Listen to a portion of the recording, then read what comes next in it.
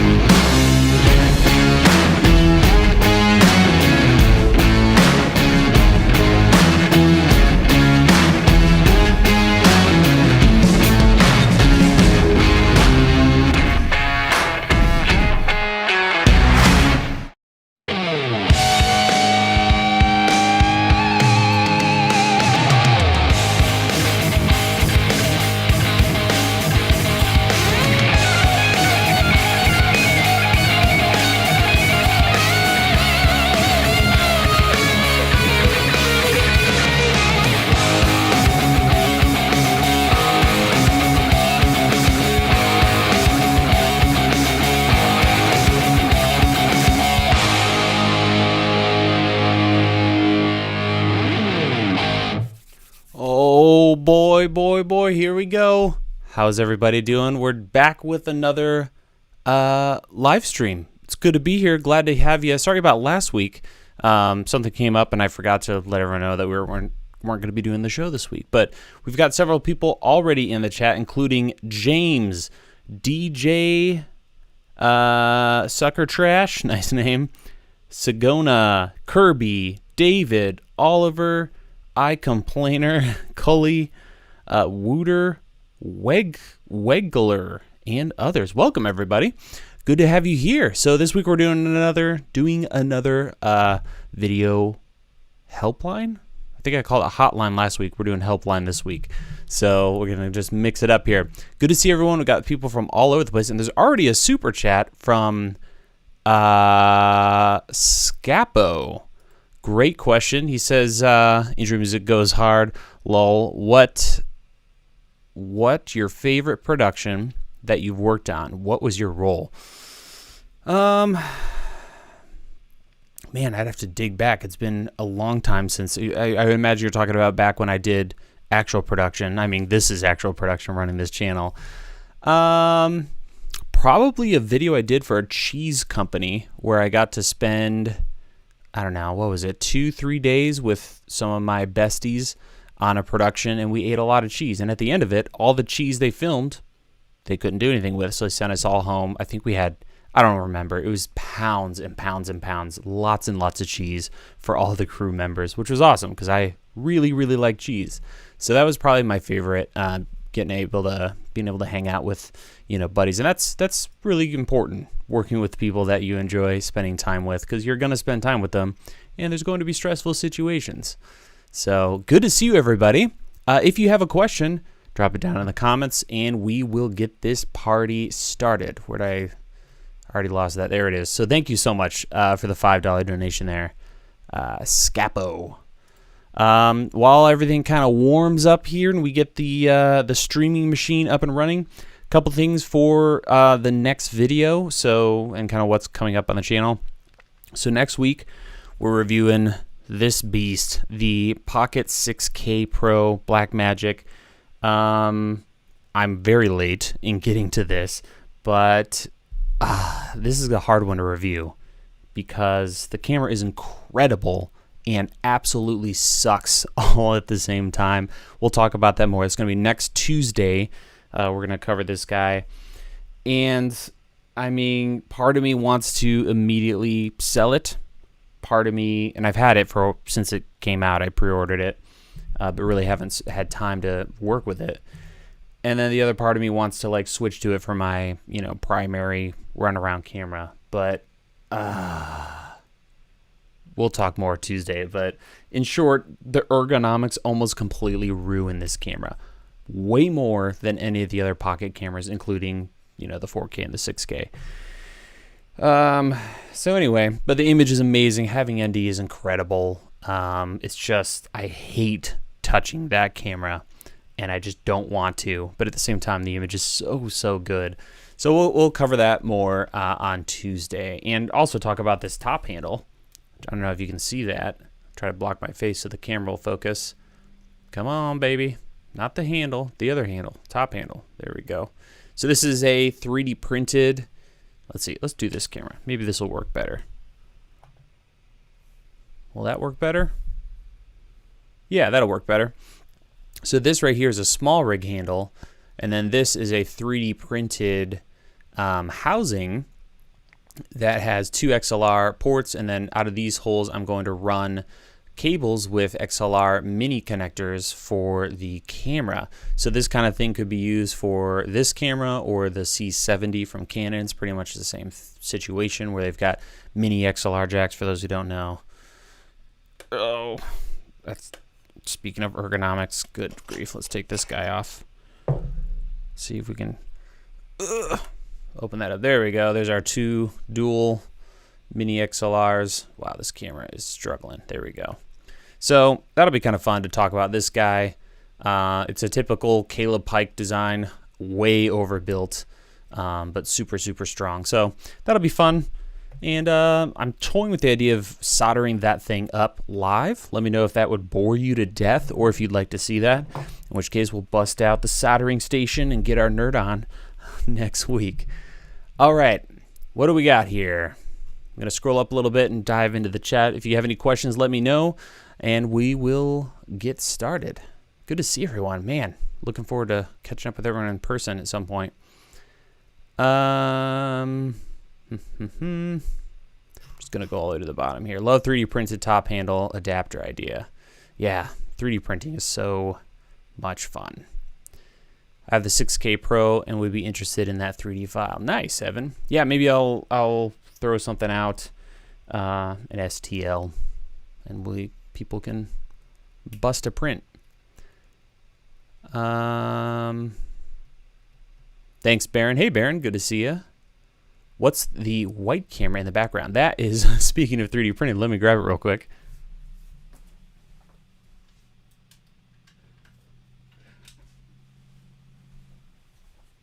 This is a red camera that I 3D printed. Let's see if we can get that in focus. With a Canon 3D printed Canon Cinema Prime. So I found this file online for the body, printed it, and then printed the lens, and then attached it, spray painted it white, and here we are. So super lightweight, mostly hollow. Really cool file, actually. I'll have to figure out who modeled this, but they did a great job. Everything, it's very functional. All the, I/O is there, down to like the pins and the LiPo connectors. Actually, you can kind of see over here. Let's see if that shows up right there. Switch to this camera. Just showing it off because the modeler did a really cool job. Come on. Come on. Let's try this. There we go. You can see the 3D print kind of failed because I printed this from the bottom up. But see all those tiny little connectors there? Like all that is in the file, which is pretty sick.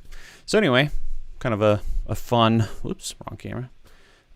Fun little way to get cool cameras and props. And a lot of these files are available online. If you just search for the camera you're looking for or the thing you're looking for, STL, then you can 3D print it, which is fun.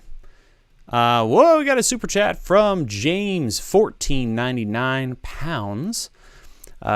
He says, donation to say thank you for these live sessions and past videos. Super, super useful, and my whole streaming setup is coming alive from the advice share. Really interested in the creator videos. Cool. Well, thank you.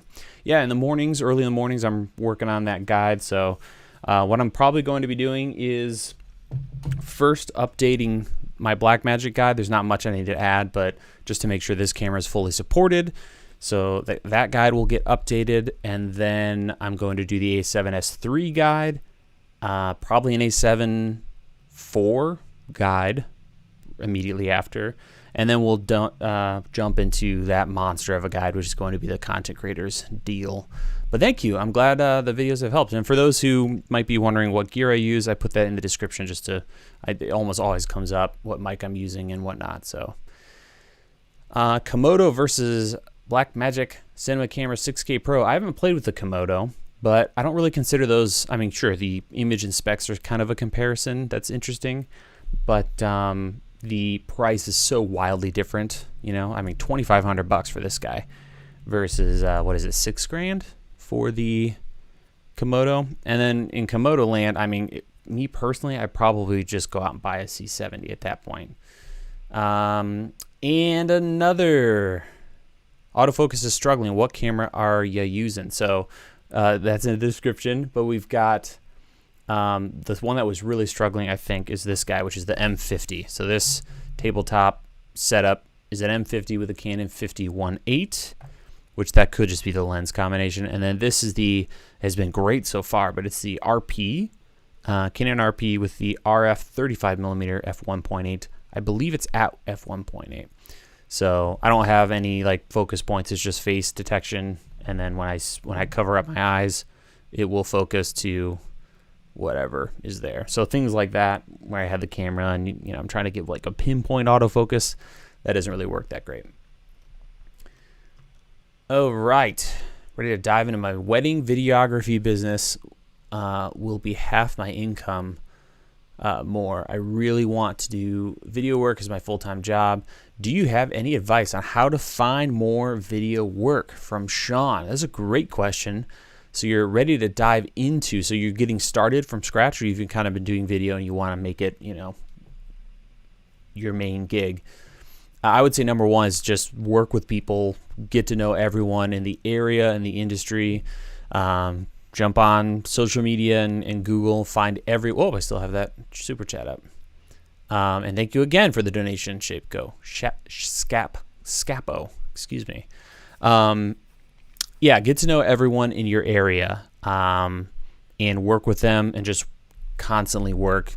Knowing people is everything. I mean, you've probably seen, or at least I have seen, a lot of people who they got to where they got because of the people they knew. So that's a great way to get started. You're going to learn a lot from working with other people, and do anything. If it means sweeping out someone's grip truck every Saturday for free, start there. If it means, you know, working for free on a wedding crew, just get to know people, work a lot with people. And I would say that's the number one thing I would focus on for sure. How are you? At what gain level do you usually put the 416 in the mix pre? I think for us, we almost always have it at 46. That's the number that we almost always go to. If we set it to 46 and we can't check it for whatever reason, that pretty much works every single time. Let's see. Any tips on filming yourself on a solo trip? Depends on your camera, but I would say your phone and a camera that has good Wi-Fi connection is amazing. I use my phone constantly to film myself because I'm, you know, solo most of the time.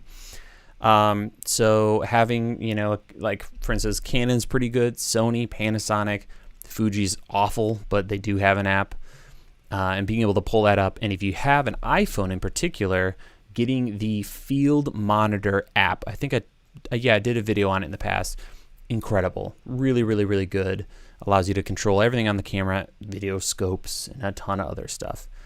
So that's great because you can, you know, check your framing, see yourself, even if it's across the room, and then throw it in your back pocket, you know, make sure everything's working, and really, really nice. Corporate video guide was great. Oh, nice. Thank you, Red Cape Learning. Circa 2016, that guide. It's a good time, though. Mic model I'm using right now, this is the Audio-Technica AT2020. It's $100. I've got it down in the description, and I've been really enjoying it. I like the form factor too, being able to kind of angle it like this so you can still see my whole face. There's no huge mic blocking my mouth, so it works great. You have an A7S III. If you have the A7S III, if you had known, if you had known it was succeeded by FX3, would you have waited? Probably not. I don't have any problem with the FX3. I think it's a really sweet little camera. If I were buying today, I might go for the FX3. I think form factor wise, I like that a lot more. But, you know, the A7S III is what, $500 cheaper, I think.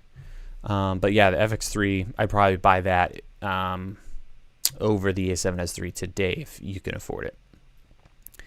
Finally completed my FS700 and Shogun Inferno setup, and I love it. Nice. Man, that is an unruly setup wield that beast, but the image out of that is amazing for the money. And the overcranking, amazing. Did you go to film school? No, I almost did, but I decided to go to community college instead just to get started, and then I quit after one semester and started this channel in my grandfather's basement, and here we are 11 years later, I think. Not to knock film school, but I think overall, depending on your personality, you can do a lot without the debt and having money and getting to work right away. We did that. Cool. Ever have any plans to go into feature filmmaking? Luke, probably not. That's originally what I wanted to do was narrative filmmaking. That was my dream when I first got into video and filmmaking. But I just don't see that happening. And I've talked in the past, if you're going to have a YouTube channel and you also want to do production, one of them will suffer. You got to pick.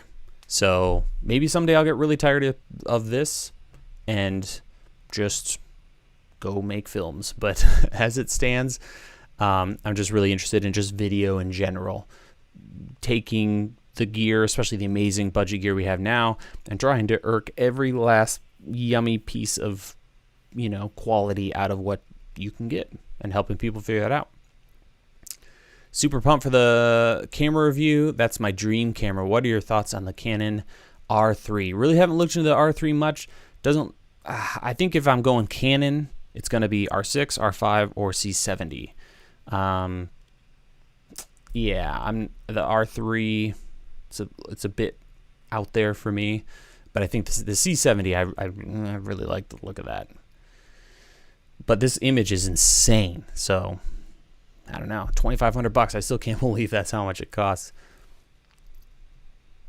R5C. See, I haven't kept up with the rumors, so I'm really curious to see what is going to be coming out here. And let's see. Will you make a video setup using professional webcams? Greetings from El Salvador. Probably not. There's other channels that do a great job of covering that kind of thing. So webcams is a little outside of my, setup and kind of scope, if you will. And then a donation from Sam Woodhall.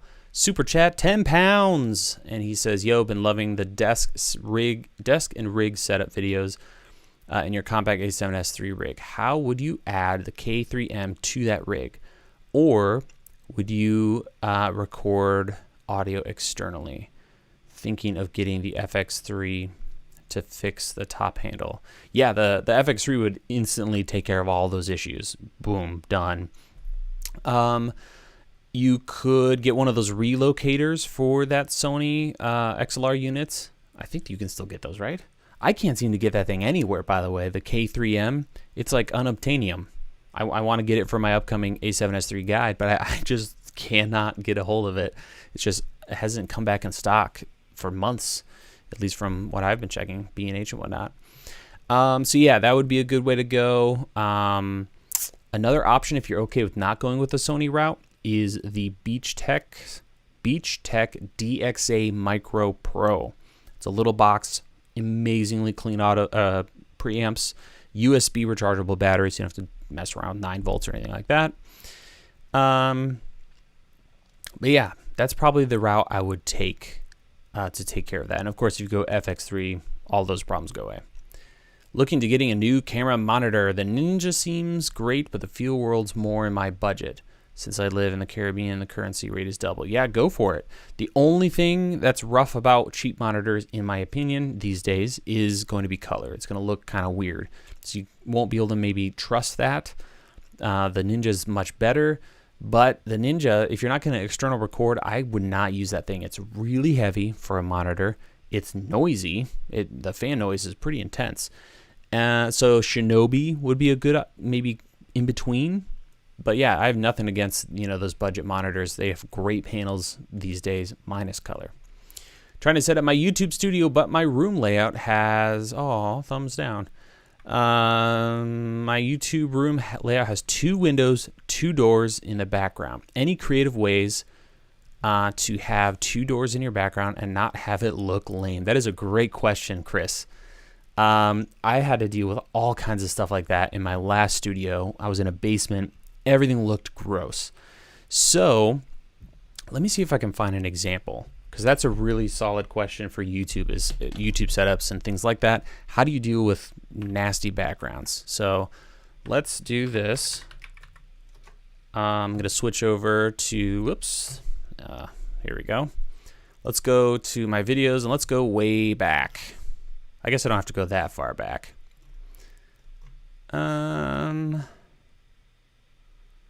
Let's do some of these. Oh, we got to deal with ads because I'm not on my normal browser. Apologies for that. Okay, good example. So this is how I shoot B-roll for my videos. Let me just go to the kind of A-roll setup. So I'll go full screen. Hopefully that'll work. Okay. I don't know why this looks wide on this monitor, but anyway, so this wall here is a hideous wall. It's like an old stone wall. It almost is like oozing. What is that called? Stuff called like effervescence or whatever. It's a nasty basement. So I put up this paper roll, and that white in the background is actually just a paper roll. So I just hung it from the ceiling with some chain, and you're done. So that's a good way to go. You could also just tape this to the wall, or you could use foam board, or go to like Home Depot, get some plywood, paint it white, and then just put it in front of the door when you're filming. On the right side here, this IKEA shelf, this is the Ivar, I-V-A-R, really cheap, super easy to build. Takes like 10 minutes to get this up and running. And that also has white poster board behind it, or white paper. I can't remember. I cut it out and use that. So now you got this giant shelf that's lightweight. You just pull it in front of your door. Boom, you've got a cool shelf. You can put some stuff on it, some plants or something. So these are all tactics you can use to cover up those nasty things. Like in this room, I hate it. Right over here, there's a light switch, you know? Stuff like that, you just got to do what you got to do. Windows, same thing.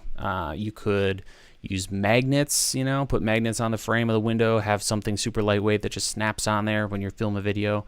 All that kind of stuff is a good way to hide yucky rooms. And when in doubt, get a really fast lens and blur it out. Like, you can't really see, but there are holes on this wall where I used to have sound panels when this whole desk setup was seated. I was in a seated position. So yeah, that's a good way to deal with that stuff. All right, we got another super chat, this time from, I hope I don't butcher your name, Avinash? Let me know if I got that right or wrong and how to pronounce your name. $10 Australian. He says, thanks for your videos and ideas. Has helped me a lot with starting out with videos. Mental health and well-being. Awesome. And afford it. Loving these live sessions and learning a lot from Melbourne. Well, thank you. Really appreciate just a kind word and donation. Yeah, I love being able to help. That's probably why I'm not actually making films, is early when I started putting up random videos on the internet for tests, something about helping someone figure something out just is the best. So it's somewhat selfish. So I appreciate the kind words there. Really appreciate it. What else we got here? Field Monitor app is great. Also, the normal Panasonic Lumix app coming a long way. Yes, you're right, Baron. Super great. Will you make a retro review of the original C300, or do you prefer the 100 Mark II? What are the main differences? Yeah, so I think over time I'm going to slowly get through all of the Canon cinema cameras. I'm trying to remember. There's so many subtle differences with those, but I want to say it's a big difference is the ergonomics. The C100, lightweight display on the back. C300, you got a bunch of stuff built on top of the camera and some different specs there. So I definitely stay tuned, because I want to go through original C300, original C500, and if I'm going to be an old man here on YouTube eventually, I'm just going to keep doing them. Someday we'll do a C70. You can get it for $2,500 now. So it'll be a good time. All right, I'm going to hop down here because I am behind. I see some super chats. Tattoo Shop Talk. 100 DKKs. Not sure what that is, but thank you so much. Hey, do you have a camera guide that would work for the A7C? I upgraded my good old Nikon D5300 and love my new Sony, yet I'm messing up some little things in settings. Absolutely. So it's not the A7C guide, but I have an A7 guide, and those two cameras are almost identical. There's a couple changes when it comes to the settings, the sensor, all of that kind of stuff. They're pretty much the same. So if you go to academy.dslrvideoshooter.com, search for A7 III, that's going to take care of you. And I don't know what settings you're struggling with, but you can let me know here, and I can make sure, that'll be covered in the guide. But the guides pretty much cover everything. So cool. Well, thank you for the donation. All right. Yeah, so Paladin, I'm not going to cover video professional webcams. It's not really my jam. Most versatile camera for someone who shoots photos and videos equally. Hopefully it's going to be the A7 IV, which should be coming out in the next couple months. As of today, I would probably, depending on your budget, it's going to be Canon or Sony. So A7 III, I hate to say it, but the color just doesn't do it for me. But, I shoot log, and that's weird for a lot of people. So A7 III would be a good option. Canon EOS R could be a good option. I don't know, again, what kind of price you're working with there, Kirby. But yeah. Hey, I'll contact you, but want to see if you can do a recording of music festival if they would allow you. Not sure what you mean there. Oh, probably not, Christian. But yeah. What kind of films do you actually work on mostly? Everything you see here on YouTube, full time. That's where I'm rocking. Best advice for learning more professional color grading. I would recommend getting some courses. There's a lot of yeah. I would say for the out of all the disciplines within video production, color grading has the most misleading information. Everyone thinks they're an expert, and I think it's one of the most. It's up there with lighting when it comes to like most difficult thing of all time. So I would say jump on MZ. There's probably other places where you can find someone who really knows their stuff and can help you with that. But a lot of practice too. Make sure you've got DaVinci, maybe the free version, and download some high quality footage to work with, because that's where you're going to learn, oh wow, these cameras can do X, Y, and Z, and then work your way backward. But that's probably what I would do, is get some good courses with people who really actually know their stuff. Because there was hundreds of people who'd be like, oh yeah, you throw this LUT on and bam, it's beautiful. C70 is hard to beat if you can afford it. You're only doing video, it's hard to be video body beat. Yeah, that's Super Fox, you're right, it's amazing. Colin Cameron, £5 donation. Have you ever worked for Amazon Video? Are they hiring for production? Oh, they are hiring for my production in my area, and I'm wondering what they are like. I've never worked with them, so I really can't help you there, Colin. But thank you for the donation, and that's super cool. You're working with Amazon. Are you doing like shows and stuff? That's cool. What do you think of the Canon 90D for beginner photo and video? Yeah, that would get you started. And they've got good video autofocus. Let's see. Do you know of anyone who sells a rig for this R6 with a grip? I would find a cage and then do your own grip. Oh, you're talking about like a battery grip. Ooh, that's a good question. You may have to go with like a generic camera cage instead of like a fitted one. But small HD is going to be, or small rig is going to be your best bet probably. About space, how many square meters for one studio? We are planning a bigger office space with multiple studios. Most of our previous offices were quite small. Now I feel the need for a bigger space. That is a rough question because you really can never have a big enough space. So I would try to plan the largest space you can. If you're going to do multiple studios, if they're not all going to be used at the same time, try to have one giant space. I cannot tell you how valuable the studio space is on the other side of a couple walls here where I normally film my videos. It's 1,000 square feet, I think, maybe a little more, but it's one big room with a tiny like closet room in the corner. And at first I was like, when I was looking for a space, I was like, I'm going to do several little studios. Ended up just having them tear out all the walls, one big room. And that has been a godsend to be able to switch things up, because you never know when, man, I just need 4 more feet to make this perfect. So as for like square meters, square feet, I'm going to say, without, my brain really doesn't work like that when it comes to like visualizing square footage. But I'm going to say, knowing what I've got over there, probably shoot for 500 at minimum if you can. Again, you can do a small room. This room's tiny. I can almost touch each of these walls here, and then it goes back, I don't know, 10 feet. So you can make it work, but the bigger the better.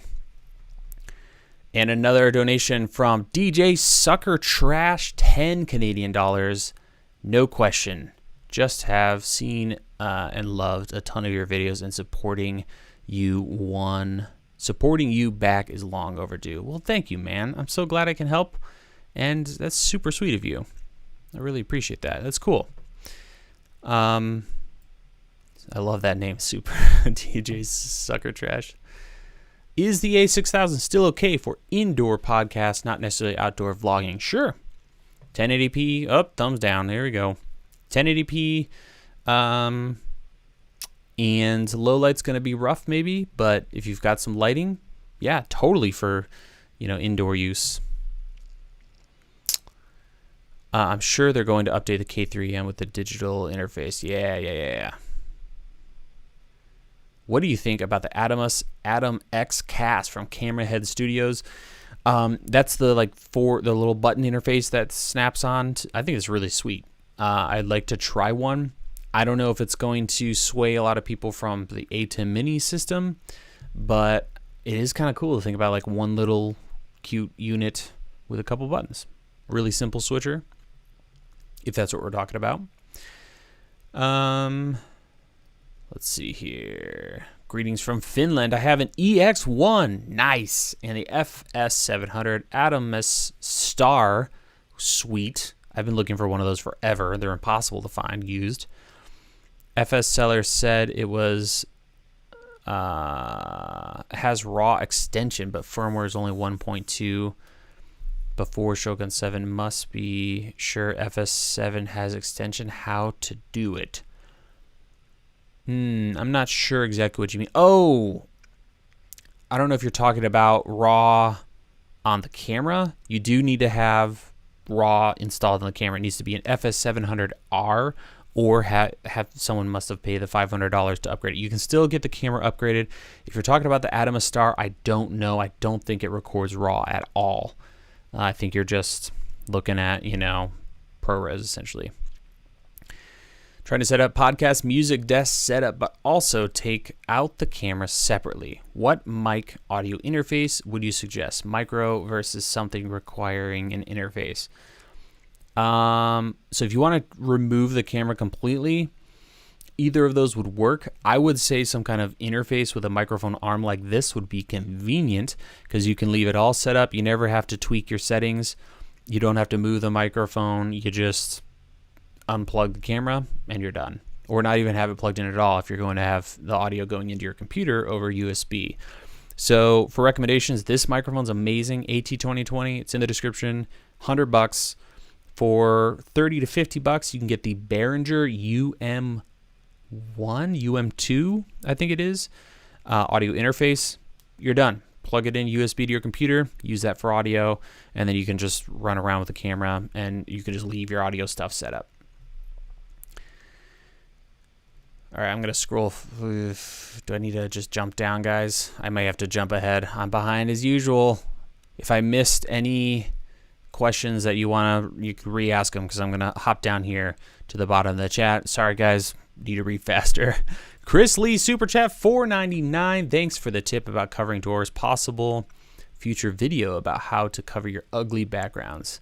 Nice. That is a good idea there, Chris. That's the kind of, it's funny, a little honesty time. I think about random little stuff like that all the time, but it's one of those videos that's probably not going to get a lot of views, and there's a ton of videos I have that I want to get through, but I only do one video a week. So that means, 52 videos a year I have to prioritize. But that would be a great episode. There's all kinds of fun little hacks for dealing with that. I'll bet you, though, it's going to make it into the Content Creators Guide, because this is going to sound terrible, but people already bought it, so they can just settle in and let me yammer on about ways to cover up ugly backgrounds. So awesome. I'm going to add that to my notes. Make sure that gets in the guide. Thank you, Chris. Okay, jumping down. Oh my goodness, you guys are so sweet. We got another super chat, $2 from Pilgrim Media. Is the Sony FS700U still worth it? Probably not, unless you upgrade it. So 1080p, the FS700R is on the edge, and it's only like viable to me if you use an external recorder and get 4K and all that yummy stuff. So if you're okay with really meh 1080p high frame rates, FS700U is probably a good option. If you're doing 1080p live streaming and you just want a bunch of cameras that are really high quality with great specs, or great like audio and all that stuff, those would be a great way to go. Oh boy, West New York's FX top cameras, 3 cameras under $5,000. Ugh, that's a tough call. I mean, A7S III right now.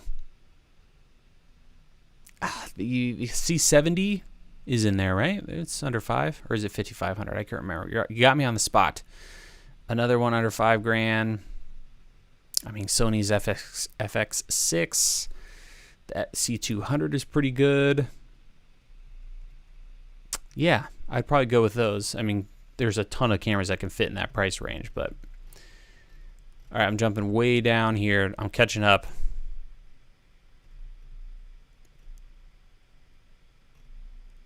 All the way to the bottom. All right. Whew. Magic Lantern on the 5D Mark II, question mark, San Lega. Yeah, I think, who was it? Armando on YouTube, or Mondo Bites on YouTube. He did a video. Oh, I left this up. He did a video talking about that. So definitely check it out, because he talked kind of in modern terms, is it still a viable setup? Follow focus setups for handheld. I want something mechanical, not wireless, where I can still properly hold the camera, from Jordan Fish. That's tricky. So you kind of are stuck with this number where you're holding the camera and working a follow focus. There's a lot of mini versions. I would definitely get those. Nothing huge, because once your hand's out here, that's tricky. This is more manageable. Get your arms tucked in. It's a nice little setup. Small HD or Small Rig, Tilta. They both make really nice compact ones. If you can get one that you can like have like this instead of directly 90 degrees, that's nice too. Or try wireless. The only problem with that is latency, but there's a nice mechanical controller. So that's probably what I would look into. Also, if they still sell them, let's check. One of the best options for what you're just talking about. Let's see. I don't know if they sell them anymore, but we'll find out here. Zacuto, what did they call that? Where it was like a handle and like a camera shoulder handle. This thing, the Tornado, this thing is rad. So, oh wow, they must have changed their pricing. I feel like a lot. Oops, this stuff shouldn't be that expensive. So this is a cool. Okay, so I'm gonna get some tabs going on here. So this thing is essentially your follow focus knob, but it's also a camera handle. Let's see if there's any images of them using it. Of course not. This thing plugs into this thing, which is your follow focus knob. What's going on with the photos, guys? Come on, help me out here. Anyway, it's angled. It's got this really cool angle that you can customize. Then you plug the Tornado into it, and let me see if I can find a better photo here.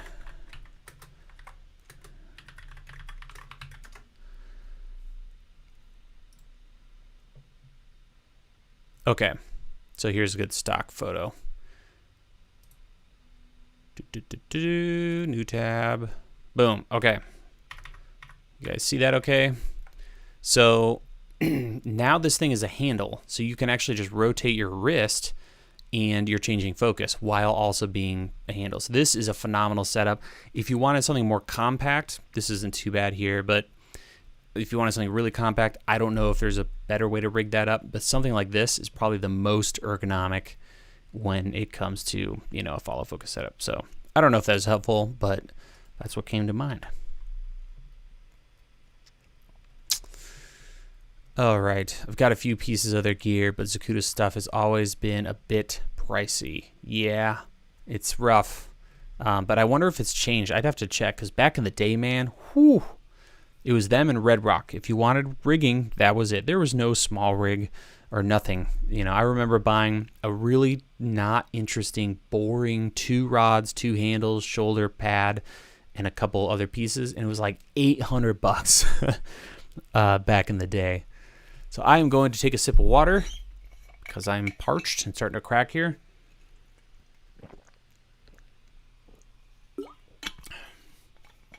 All right.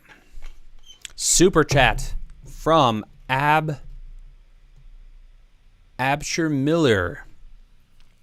$5 Canadian. I'm a guitarist considering cameras with unlimited video, A6400, 66, A7C. I have audio equipment already. Which camera will hold its value?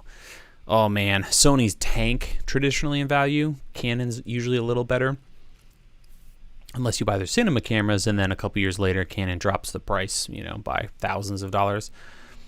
If you're looking for something that holds value, that's a hard one to call. I mean, what I do often is buy used. So get any of those cameras, maybe not the A7S, A7C, but buy them used, because especially those first two, they're already a little older. People are selling them, and you can save a couple $100, which is going to drastically help your resale value. If that's what you're talking about, which camera will hold its value. If you're talking about just image quality, they're all pretty much the same, honestly. Same color, pretty much, similar sensors.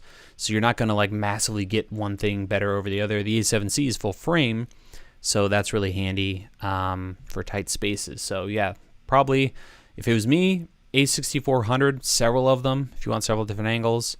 Otherwise, you know, A7C. So thank you for the donation. Had an opportunity to film a travel course to Nepal for my school. That's sick. Have an original A7S with Ninja Inferno and A6000. My rigs are bulky. Should I look for a different gear setup? 4K isn't a need. For setups like that, I mean, honestly, you might consider the camera we just talked about, the C100 Mark II. A camera like that, when you're on the road, is gold, because you have a couple batteries, maybe 2 or 1 even. For a whole day of filming, you're good. 1 SD card, you can put 2 in there, because it's not like you can fly back and film it again. So you don't want to mess around with that stuff. Autofocus is good, image is great, and you're done. Pull that thing out of the bag with everything built, shoot all day, go home, back up, go to sleep. Love it. So that's a good question. Do I need a mod for these live streams? Probably, but I haven't done that. So far, people have been pretty civil. Usually there's 1 or 2 nut jobs, but that's about it. Excuse me. So what's the time? Oh my goodness, I got to get out of here. I'm almost running out of time. And by the way, I haven't mentioned this yet. I probably should have done this at the top of the show. But after this stream, I am going to hop over to Jem Schofield's channel, and we're going to talk about cameras. Ask everyone in the chat what cameras they have, and I'm really curious to see what the breakdown is when it comes to brands and if there's any trends amongst the chat. So if you want to hang out with us over there, oh boy, where's the link? I lost it. Searching for the link. Gummit. I'll find it here, but it's this youtube.com/thec47. There it is. Why did that not show up? Stinking mail. I need to probably switch apps here. All right, dropping the link in the comments there. Boom, there it is. So we're going to be going over there, having a beverage and just talking about cameras, answering questions. Should be a lot of fun. So the link is down in the chat. Scrolling up here because I'm pretty sure I missed a super chat. Nope, we got that one. And I saw another one just pop up. Where are you?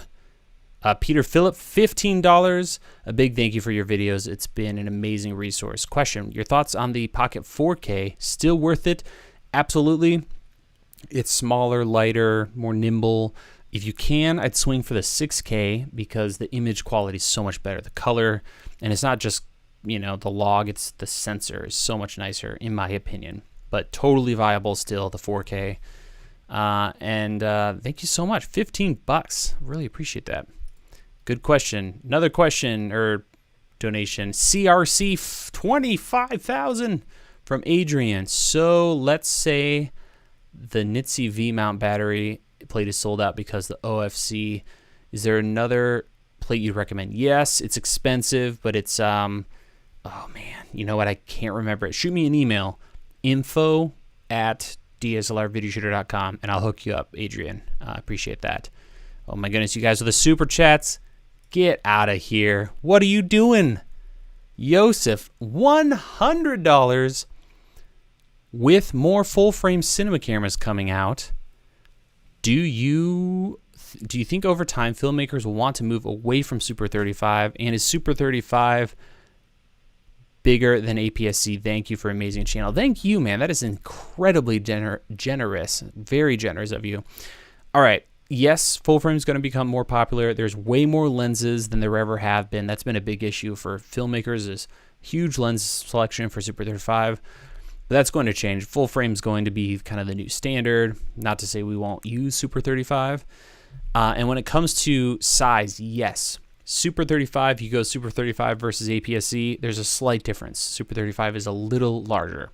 So, for instance, Sony's cameras, their APS-C or really Super 35 sensors are slightly larger than what Canon has with APS-C. So, you know, you can see comparisons online and stuff. But thank you so much for that wild donation. You guys are killing me here. €2. What about the Pocket 2.5K? There might be one on a shelf on the other side of this wall, and there might be a video coming up on that. Yeah, that camera. You guys get out of here. I got to get going. You keep super chatting me. 125, whatever currency that is, P with lines through it. Harvey, whatever happened to the Canon M50 review? You know what? I just never got around to it. But maybe we'll revisit that camera and see how it's held up and what you can do with it.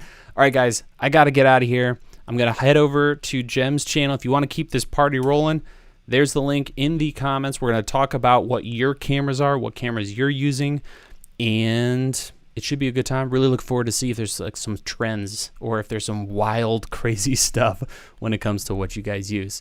That's it for me. I hope you have a wonderful rest of your week. Next Tuesday, we're talking about this guy. It's going to be a good time. So thank you guys so much for your generosity, your questions, hanging out with me, and we'll see you next week.